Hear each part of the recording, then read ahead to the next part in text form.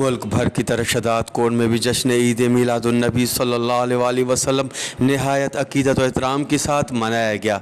आशिकान रसूल की जानिब से वश न्यूज़ से बात करते हुए कहना था कि पूरी दुनिया में रहन था उन सभिनी खे ईद मिलादुन्नबी सल्लल्लाहु ताला अलैहि वसल्लम मुबारक हुजे।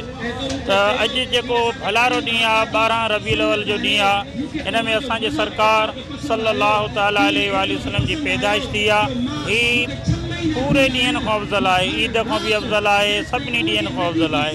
त जेकॾहिं सरकार सल्लल्लाहु ताला अलैहि वसल्लम दुनिया में न हुजनि हा, न इन ईद हुजे हा, न ही दुनिया हुजे हा। अल्हम्दुलिल्लाह ही ॾहाड़ो तमामु मुसलमाननि लाइ ख़ुशीअ जो ॾहाड़ो आहे ऐं हिन ॾहाड़े में इंसानियत खे ग़ुलामीअ मां आज़ादी मिली आहे ऐं हुज़ूर अलैहिस्सलातु वस्सलाम जे सदक़े में पूरी काइनात रोशन थी आहे।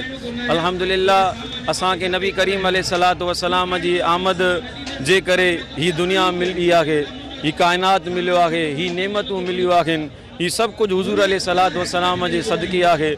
निसार तेरी चहल पहल पर हज़ारें ईदे रबीउल अव्वल सवाई इब्लीस के जहाँ में सभी तो खुशियाँ मना रहे हैं। अल्हम्दुलिल्लाह पूरे आलम इस्लाम में हुज़ूर सल्लल्लाहु ताला अलैहि वसल्लम जी विलादत बाद शहादत जे सदक़े पूरी दुनिया में खुशी मल्हाई पई वञे।